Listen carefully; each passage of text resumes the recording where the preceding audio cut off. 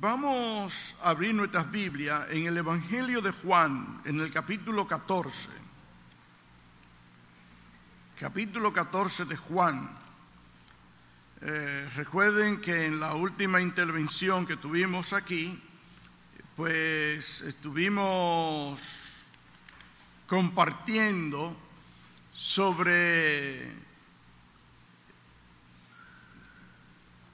la cena del Señor y lo que Él enseñó sobre el nuevo pacto que se iniciaba en ese momento y que el Señor se adelantó a la consumación del inicio de ese nuevo pacto y escogió estos símbolos para que nosotros mantuviéramos fresca en nuestra memoria lo que había acontecido en ese momento. Entonces, en esa reunión de la última cena, el Señor enseñó muchas cosas y Juan es quien recoge más de todos los discípulos, casi de los escritores, de los que escribieron la biografía del Señor. Mateo, Lucas, Marcos se detienen solo mayormente a la presentación del inicio del nuevo pacto.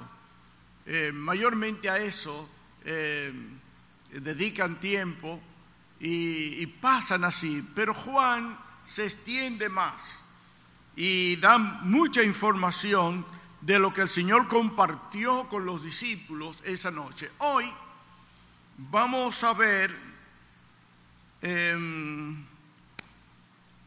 ¿qué vamos a ver hoy? A partir del verso 13.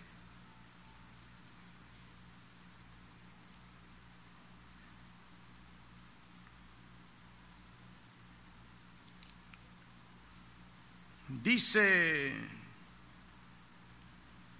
el Señor en esa reunión, recuerden que fue en esa reunión también que el Señor reveló que Él iba a preparar lugar para nosotros en la casa del Padre, etcétera, etcétera, etcétera. Bueno, en el verso 13 dice el Señor algo interesante para nosotros: y todo lo que pidiereis al Padre en mi nombre, lo haré, para que el Padre sea glorificado en el Hijo. Si algo pidiereis en mi nombre, lo haré. Es un reto que el Señor nos hace. ¿Y cuánto hemos pedido en el nombre del Señor? Miren, el Señor está dispuesto a hacer maravillas, milagros en nuestras vidas. Hoy yo compartía con la hermana Esther. Esther, ponte de pie, por favor. Con esa hermana Esther, que es hermana de Ruth también. Y yo compartía con ella que ella es un milagro de Dios. Para mí ella es un milagro de Dios. Porque yo la visité a ella con las piernas así, que no podía dar un paso. Y no solo con las piernas, con otras situaciones de salud. Y andando con andadores, con muletas, muy difícil. Y miren, ella viene a pie aquí a la iglesia. No es un milagro del Señor. Gracias, Esther. Ella es un milagro del Señor. Y el Señor está haciendo milagros. ¿Por qué? Porque ella pidió en su nombre. Ella pidió en su nombre. Yo puedo mandar a parar a Alba también, que todos la conocemos. Ponte de pie, Alba. Alba es otro milagro del Señor. Otro milagro del Señor, cómo el Señor la mantiene de pie con nosotros. Te puedes sentarte, Alba. Y no solo milagro en su cuerpo, en su vida, milagro en su familia, que nosotros lo hemos vivido, lo hemos palpado. ¿Por qué? Porque pedimos en su nombre. Cómo el Señor ha bendecido a sus hijos. Y eso es el Señor por Alba. Eso es el Señor. Y eso es milagro del Señor. Y yo puedo seguir parando a cada hermano aquí y decirle de milagro que el Señor ha hecho, porque la palabra del Señor es real. Él dijo aquí: todo lo que pidiereis al Padre en mi nombre, yo lo haré. Tenemos, mira, otro milagro aquí, que recientemente fue operada. ¿Cuántas cosas nosotros podemos señalar del Señor? Porque la palabra del Señor es real, es verdad. Y nosotros tenemos un reto a creerle al Señor, creerle al Señor.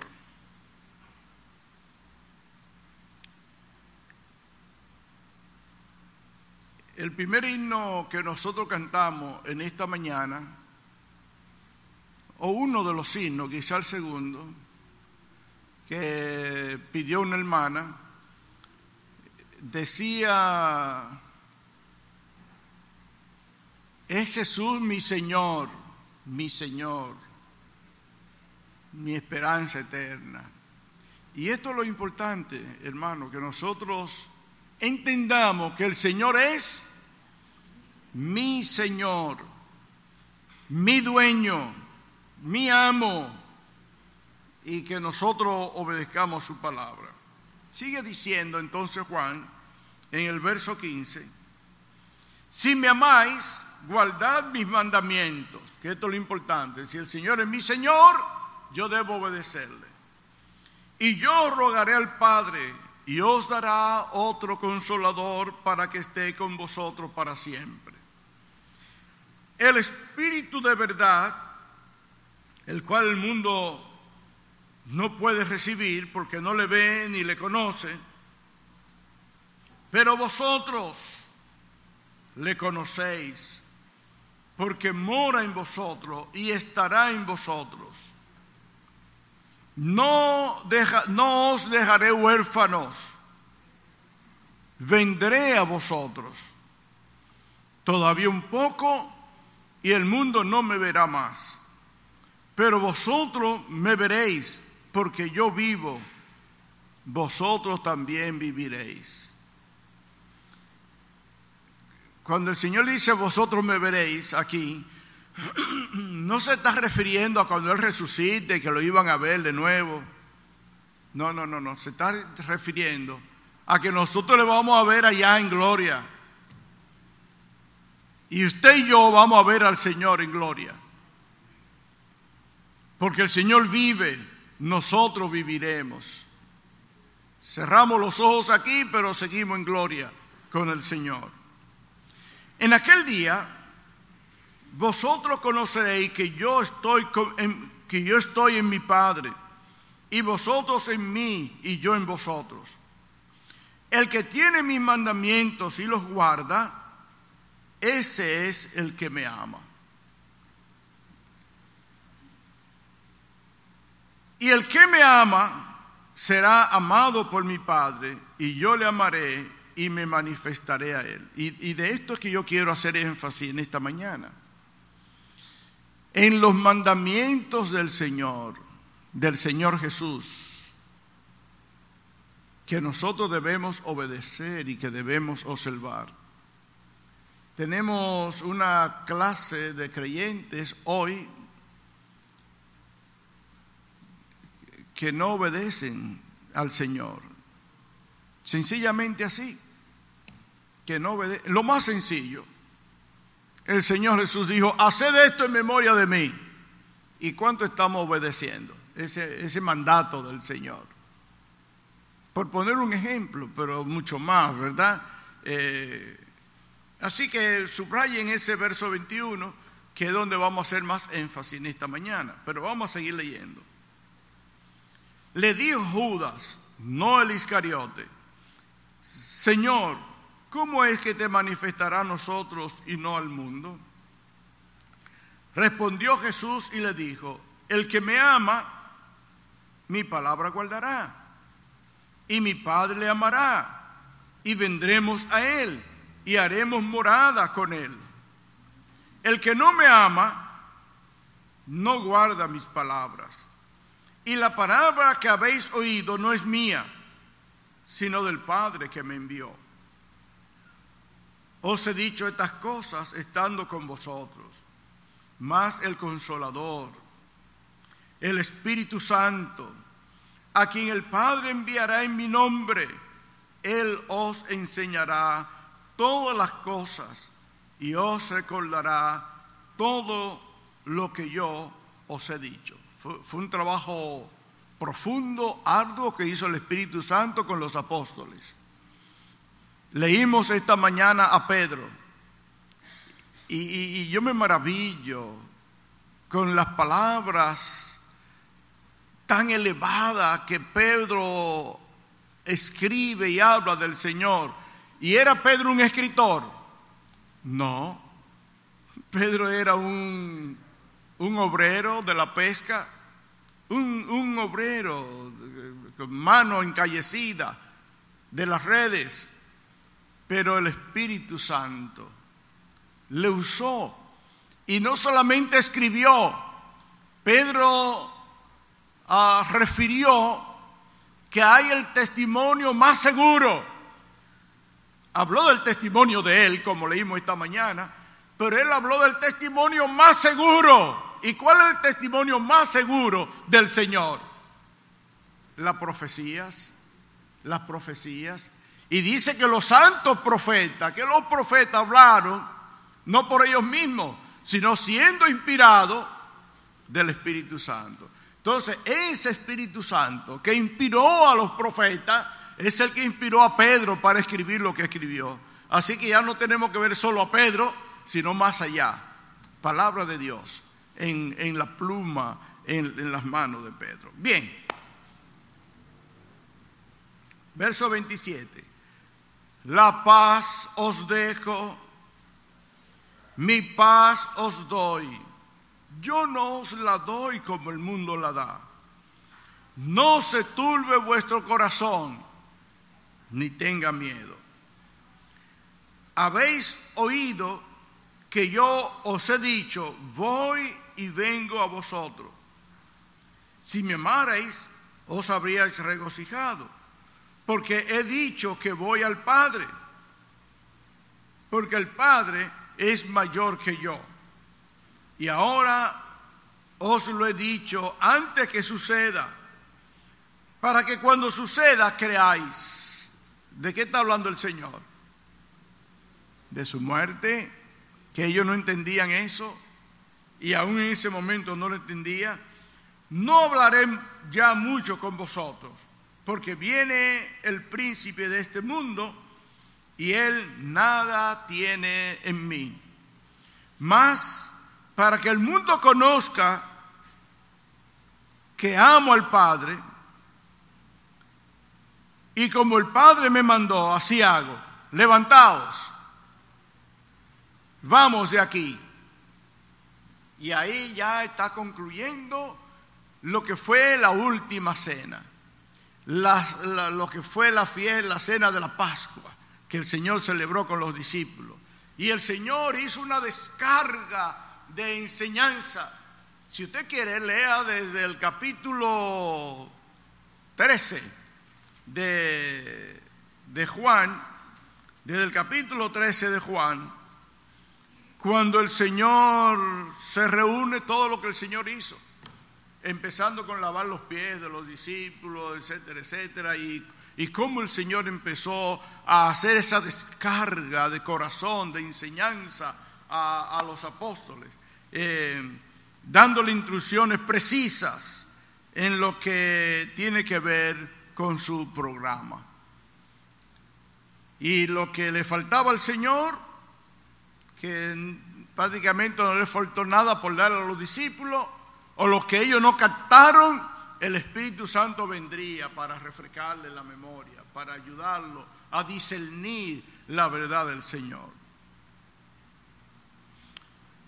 Entonces el verso 21, que yo dije que subrayaran, dice: el que tiene mis mandamientos y los guarda, ese es el que me ama. Y el que me ama será amado por mi Padre, y yo lo amaré y me manifestaré a él. El hermano Pablo hizo una señalamiento de su visita a la Feria del Libro y habló de Juan Bosch y cómo Juan Bosch escribió un libro con relación al personaje de Judas y cómo escribió también sobre el rey David. Bosch, como todos los literatos, o la mayoría de ellos, han dedicado tiempo a leer la Biblia. Pero ¿de qué manera la han leído?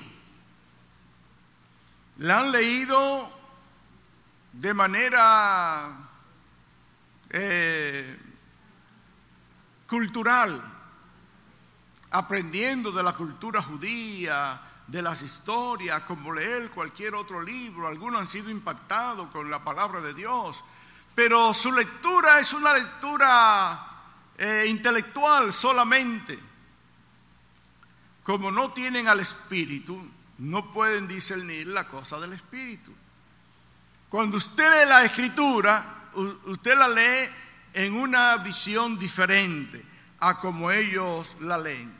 De manera que ellos en su lectura de la Biblia solo ven historia, solo ven relatos de cultura religiosa judía. Se deleitan como leyendo cualquier otro libro. Hay una herramienta que se instruye mucho en los seminarios con relación a las Escrituras que se llama la hermenéutica.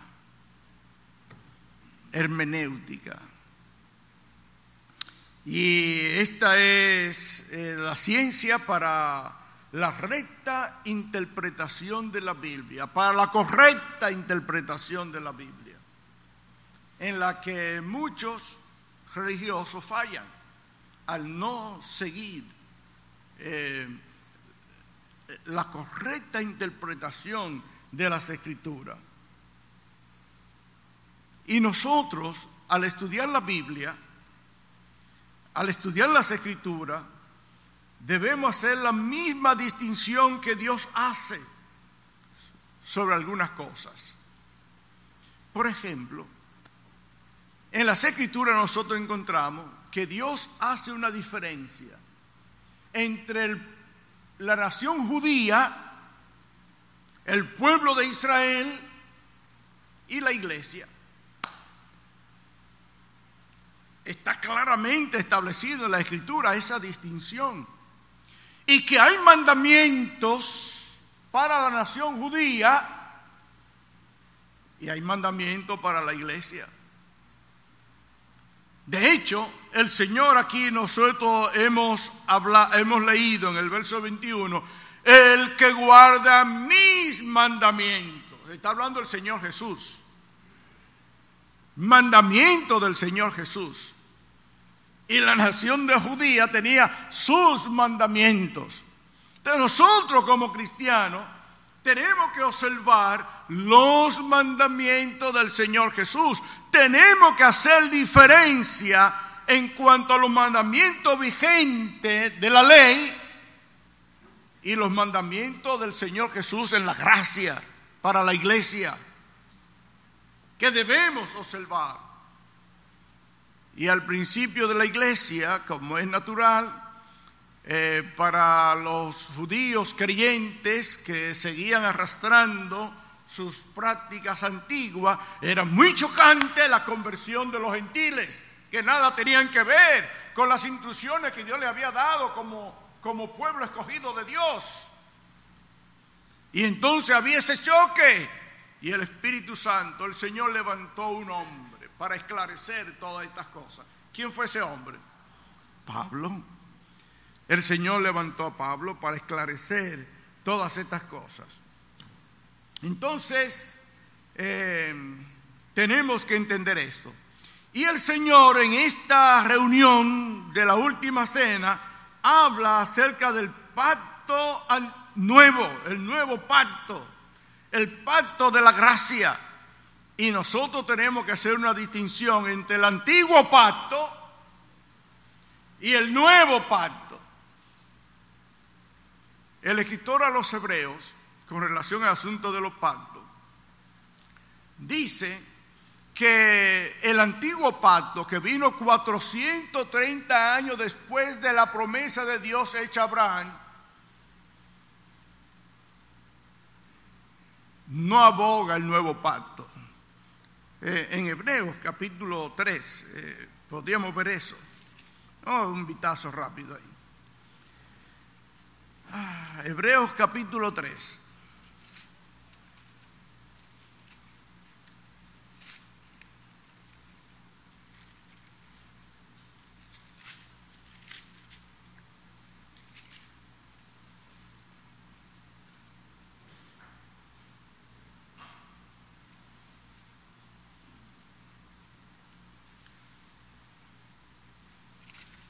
Aquí estamos.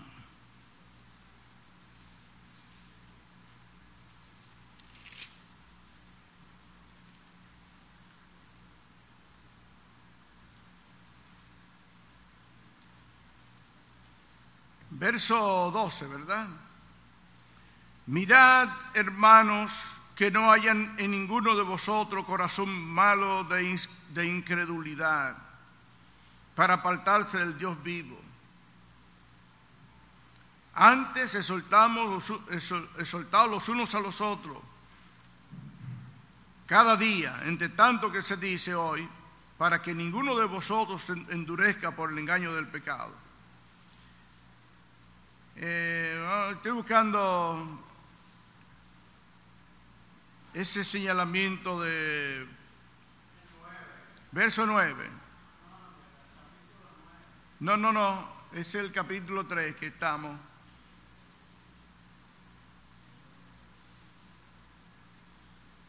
Bien, bueno. La cosa es que el escritor a los Hebreos refiere que esa ley que vino 430 años después,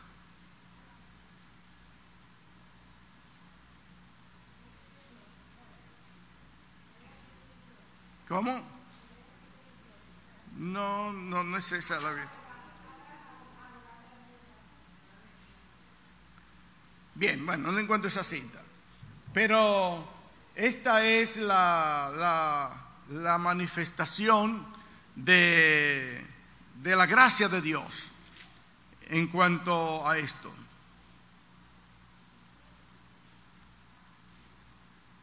Y habla de la fidelidad de Moisés. Por tanto, hermanos santos, participantes del llamamiento celestial, considerad al apóstol y sumo sacerdote de nuestra profesión, Cristo Jesús, el cual fue fiel al que le constituyó, como también lo fue Moisés en toda la casa de Dios.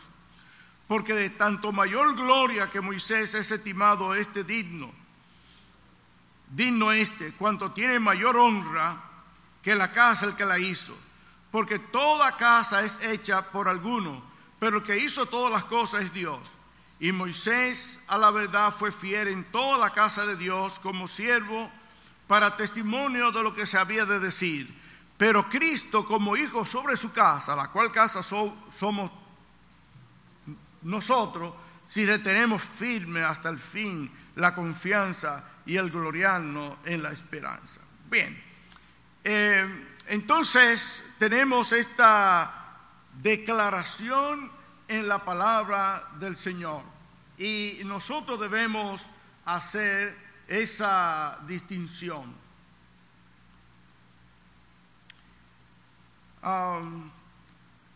En el libro de Gálatas,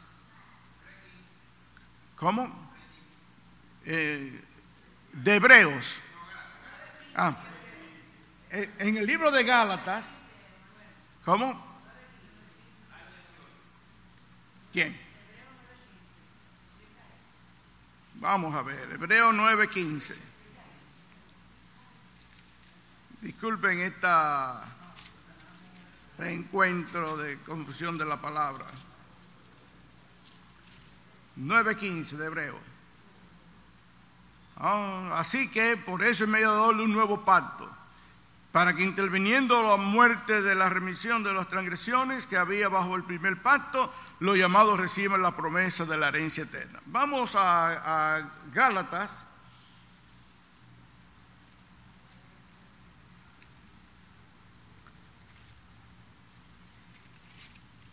Gálatas capítulo 3.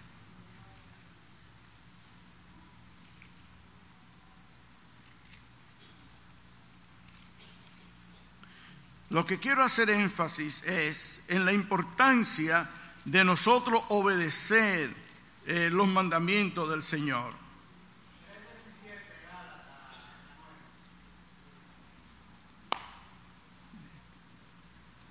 Bien, Gálatas 3:17.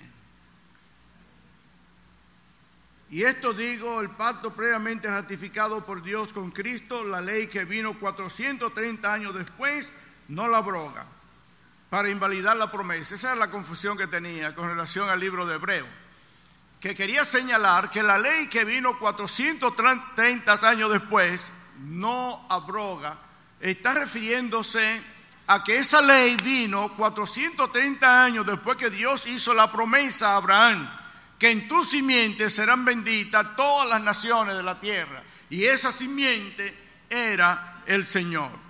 Pero veamos algo más. En Gálatas capítulo 4, para concluir con relación a este tema, después que Pablo ha tratado mucho lo relacionado con la salvación por la gracia, la diferencia entre la nación judía y la iglesia, Pablo pone un ejemplo, lo que podríamos llamar una anécdota hoy en día, en términos de sermones. En el verso 21 del capítulo 4 de Gálatas dice Pablo: decidme ahora, los que queréis estar bajo la ley, ¿no habéis oído la ley? Porque está escrito que Abraham tuvo 2 hijos, uno de la esclava y el otro de la libre. Conocemos bien esa historia, ¿verdad? Pero el de la esclava nació según la carne,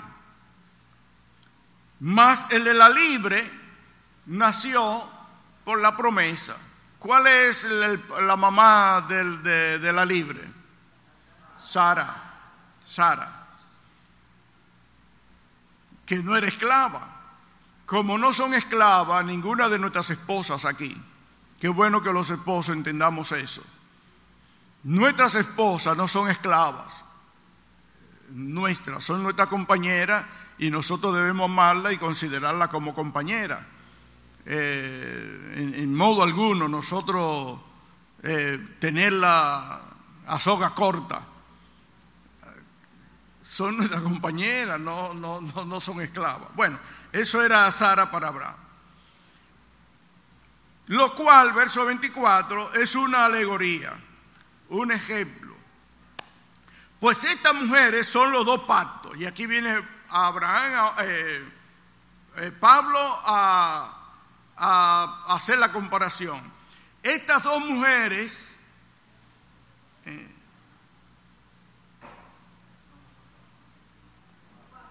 verso 24, estas 2 mujeres son los 2 pactos. El uno proviene del monte Sinaí, el cual da hijo para esclavitud, que es Agar. Agar, aquí Pablo le está comparando con el pueblo de Israel, que recibió la ley, y él ve en la ley como una esclavitud. Porque Agar es el monte Sinaí en Arabia, y corresponde a la Jerusalén actual, pues esta, junto con sus hijos, está en esclavitud. O sea, tiene que estar bajo el reglamento que Dios estableció para ellos. Y está comparando Pablo entonces a Agar, que era esclava, con el pueblo judío. Mas la Jerusalén de arriba, la cual es madre de todos nosotros, es libre, es la iglesia. La Jerusalén de arriba es libre. El pueblo de Israel es pueblo de Dios, sí, terrenal. Y nosotros somos pueblo de Dios, ¿qué? Celestial.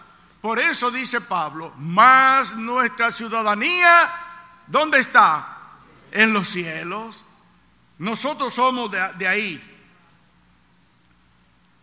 Más la Jerusalén de arriba, verso 26, la cual es madre de todos nosotros, es libre.